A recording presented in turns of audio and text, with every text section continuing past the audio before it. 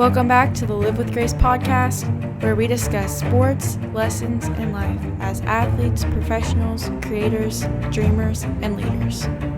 I'm Grace Byer, and I'm your host, and I'm so happy you're here. Hello, everyone, and welcome back to the Live with Grace podcast. Today I'm on the show with two separate guests. First, I have Milton Bullard from Hooper's Paradise, and I also have John Williams from Strongwell Performance. And today we're going to be talking about a variety of topics, somewhat relating to youth sports, youth development, coaching, coach's perspective, and building identity as an athlete.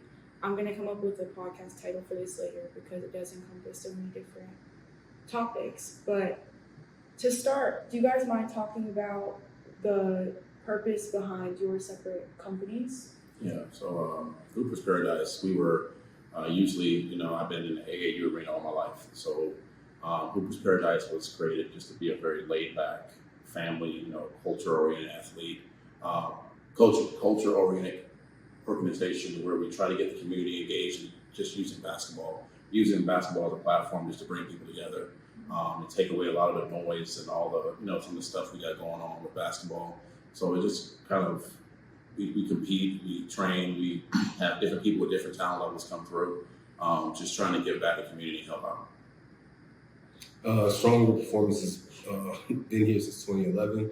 We have been here so that we can help the community. Basically, no matter the age of the athlete, whether you are 5 years old, 60 years old, whether you're trying to lose some weight, or you want to just develop and become your best self, that's why we're here. So also just to give some backstory, I've been training with Strongwell Performance since I was a freshman in high school. So I've known John for how many years? You're about to be a senior now, so at least 8. Yeah, a very long time. A lot of my success in basketball and in life is credited to knowing you and having your guidance. So thank you for that. And we've been talking about having a podcast for a long time. So this is the first, probably not the last, where you'll get to learn from him. And Coach Milton actually used to coach my younger brother, Grant. I know some of you guys are probably know Grant or are familiar with him, but that was the first time I believe that I met you. Correct. So it was with Hooper's Paradise growing and him wanting to build the brand and reach more athletes, not just on the physical basis of basketball, but also the deeper levels of the game, reaching parents and reaching further communities.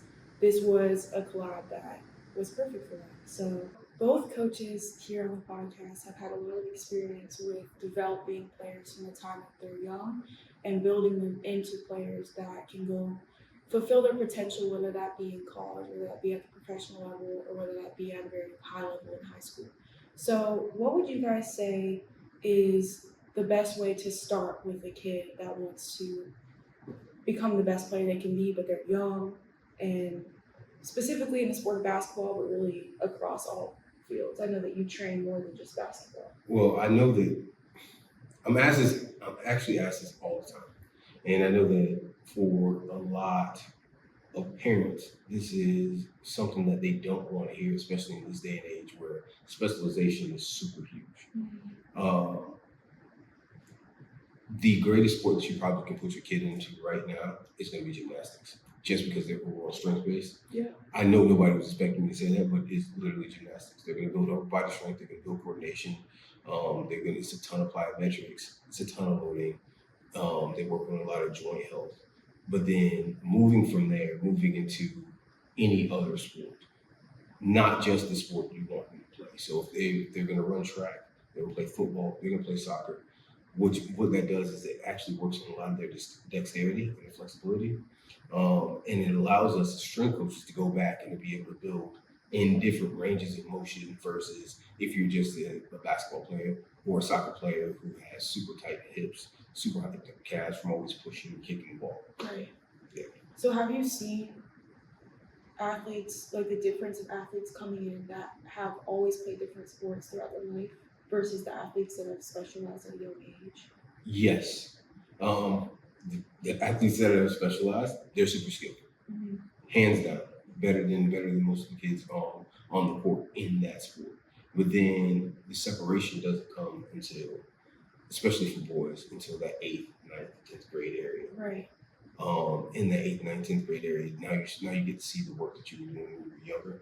Those guys generally tend to be a little bit faster. They put on also a lot easier.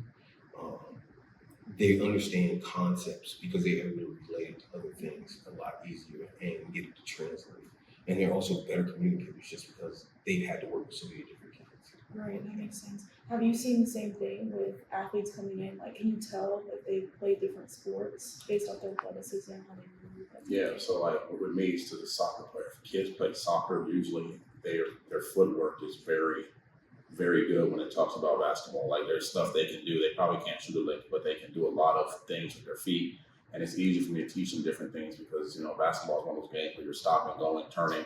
I do notice some of the football players sometimes tend to have struggles with it because they're just used sometimes to, cutting and going at speed. But I do know that some of the athletes who are playing soccer, football, when they come over, they're really able to adapt to it because basketball is one of the games where it's not going to stop. Mm-hmm. So I do notice like the soccer players in particular, just the hand-eye coordination, how they can move their feet, how they can, like they don't ever run out of energy. Like, so that's one of the things I noticed. Yeah, for sure. I can attest to that because I used to play soccer and we used to do all those ladder drills and things of that nature. The concept of basketball was strange after coming from soccer, but I do think that it helped. And I've also had several teammates. I had a teammate in high school, her name was Micah, and she was a volleyball player. She was like probably the best player on our team for volleyball. But then she came to basketball, and her timing was so good on blocking shots, and just like the way that she moved, you could tell that it really helped her. And she could have went to college for basketball, in my opinion, but she ended up going for volleyball. So I've seen that sport being also one that translates pretty well. So also in terms of developing kids at a young age or even up and coming when they first get into high school, how does like mistake response or how you handle mistakes, how does that play into how you develop players? So I look at it as when we develop players, I look at it as like, how can we keep you here long term? So development to me is all about growth. So I teach second graders, so we don't have like you never just reach a pinnacle and you're done. Mm-hmm. So I have to look at the fact of like, let's grow and let's how do we keep you growing. And I find the best way to do that is get them engaged in their learning. Mm-hmm. and have them take autonomy over what they're doing. So a lot of times if you make it engaging, make it fun, when those mistakes happen, it's not really like the end of the world for them. I do find like the uptight environments when the kid makes a mistake and the coach is like, it's a punishment for everything and there's push-ups and running and stuff, the kid tends to tense up and they don't want to really do anything. Now a mistake to me, it's not simply like an effort-based thing. Like effort, that's a whole nother story. Mm-hmm. But if it's a mistake where you miss a layup or you miss a defensive assignment, I find the kids who are enjoying the process of getting better, and we start off with the basis of just have fun. I find out kids who do that tend to adapt to mistakes more often. My struggle sometimes is trying to get other coaches on board with like, hey, we don't have to give feedback on everything. We don't have to, berate them or get after them about everything. We got to kind of sometimes let them make a mistake. 95% of the times the kids mess up, they know they messed up. So us adding on to that is just really, I think the mega problem when it comes to mistakes. So I say let them play through it and then coach them with a little bit of grace. Like coach them with a little bit of like, hey, I get it. We've been there, we've done it. Mm-hmm. So that's where I am with mistakes. Just let them play through it. They know they get it. That's something that we've also talked about. It is. It's funny that these are things coming up because it's one of those things where in every aspect of my life, I think that it's kind of translated because I know as a father, I had to learn to back off. And I'm glad that I had good people, strong people that were like, hey, look, allow them to develop. They'll develop in their own time. As a coach, you have to learn how to, hey, even though you may end up coaching your kid, you may not want to, but you end up coaching your kid, hey, this is what works for them. And you have to realize that, hey, this is their journey. Your job is to build that confidence.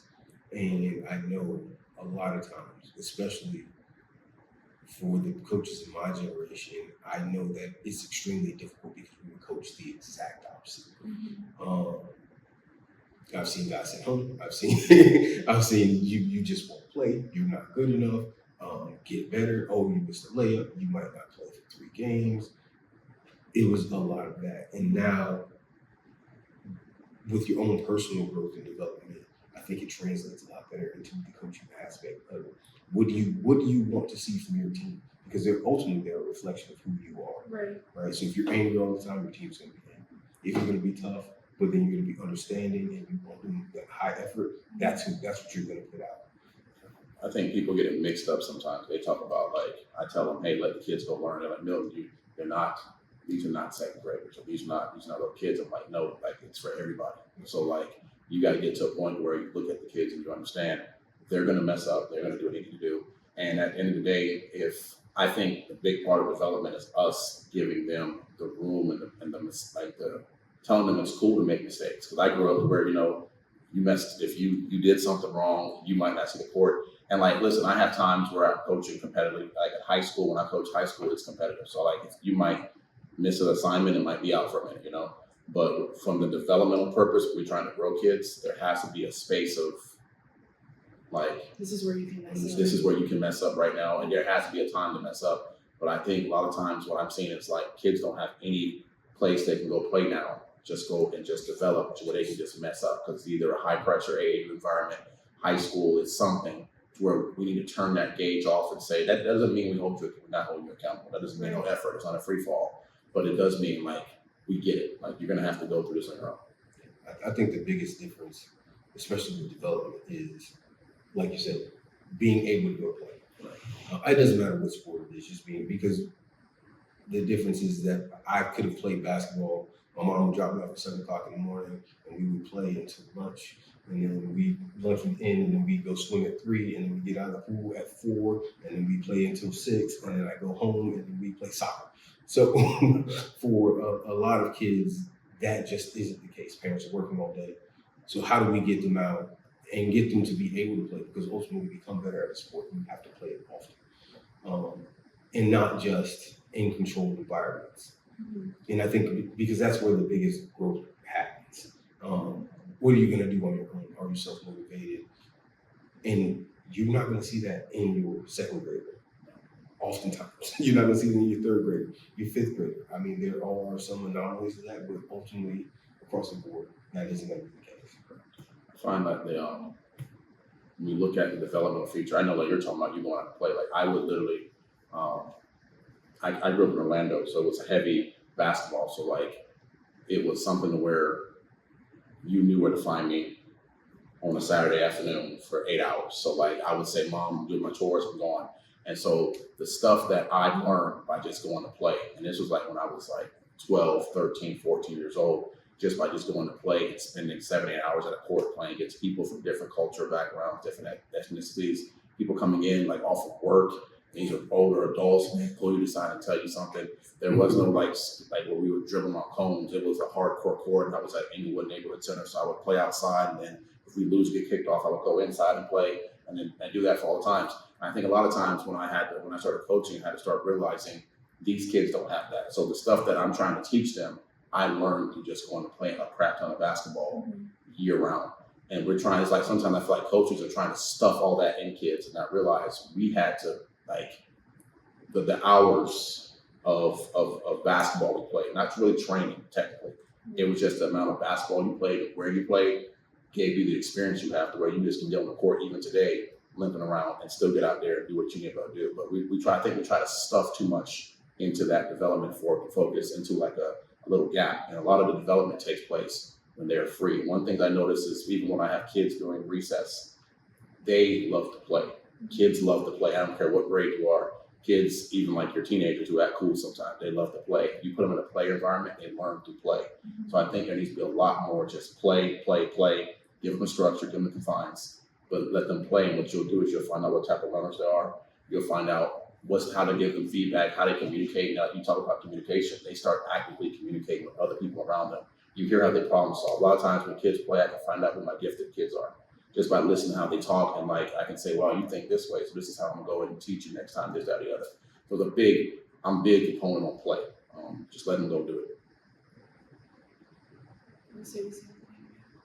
I think that in my journey, that was one thing that now this summer I'm finally getting to play so much pickup. But I used to go on the weekends and stuff and play, but just that's something that I love to do just to learn. And the other thing I was gonna ask y'all is, with all of this, how do you balance, with both of you guys coaching in the space of development, how do you balance somewhat building a thick skin, because life is hard and you're gonna face things and your coach is gonna talk to you a certain way, you're gonna have to know how to handle it, like not being too soft and too nice, but also having that space to grow.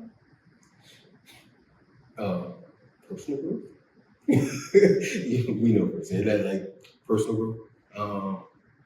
I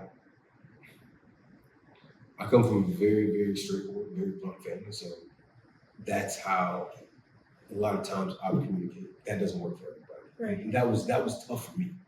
Understanding that, hey, everybody doesn't learn the way that you learn or let you have it learn. Maybe this isn't the best way to learn. And accepting it. Once you kind of accept it, then it's about, okay, how can I communicate effectively on the level that they are? Right. And that's hard. That's the hardest, because you don't ever know what anybody else is going through. Mm-hmm. And that thick skin is built through trust, right? Because now, if I want to be blunt, you know that I want the best for you. Right. And once I know That's that so you true. want the best for me, then it's like, okay, I know that it comes from love. It's not coming from a place of, oh, well, you just don't believe in me. Right. And for a lot of kids, a lot of adults, it's you just don't believe me, or I didn't have anybody to believe in me. And so the natural habit is to shut down. The assumption is to take it to that level. Yeah. Yeah, I find like when you're talking about trust, I use like the word rapport. So like I'm huge on like I get around the players, like you keep your little space, but you like get to know them, get to know their parents, give them a lot of feedback, fill them up a lot of good. We're taught like even in the education field, before I send your parents something bad, I gotta send you 3 something good. So when I do reach out and say your kid is like doing this, you're gonna be more receptive because I've already reached out to you and said, hey, Johnny tied his shoes today. It might be something real small, but it's like the parent, like they love hearing good things about their kid. Now they'd be more receptive to hearing something if I say, hey, we had issues today with him doing ABCD. So the athlete's just like, hey, I like, the way that you were hustling and giving effort, but we got to work on this. But I think building that rapport with them where sometimes your best version of feedback is silence and letting them go kind of like figuring it out. This way, when you talk, you're filling them up with positive. So that way they take some of the positive out. And then when you have the negative, they're going to listen more because you've already built them up enough. So you can't really tear them down all the way. I think that's something it's a fine balance. There are times where, I've lost total cool. I'm not gonna I'm not gonna sugarcoat it. And some kids that look at me and they're like, wow. And then they know at the end of the day, like you have their best intention in mind because they know what you are. So I'll be cool with you in 1 second and then go off on you. And in the next couple of minutes, I'll be sitting there being your biggest cheerleader on you, right? Because I think that's the big thing. These kids need advocates, they need cheerleaders, they need somebody in their corner. And that's the biggest thing is with that thick skin part of it. It comes to just years of just taking it over and over again. And after that, it's like, I think more than often likely, I have to get to a point where I say, this is the way I'm going to do it. And if you don't like it, you can go kick rocks. And I know that sounds mean to some parents, but like parents, I'm not stepping down on what I believe or my standards. And because I've been to points in time where I've compromised hugely, and you pay for it long term in so many ways. So when you have that happen and you're allowed to go through those situations, it builds the thick skin. I call it wisdom. I think that's just wisdom you get to where you're like, this is the way we're going to do it. And if a parent doesn't like it, it just usually hits you and it rolls off. Mm-hmm. And you're able to stand firm in your belief and your foundation of your culture that you want. So that's me.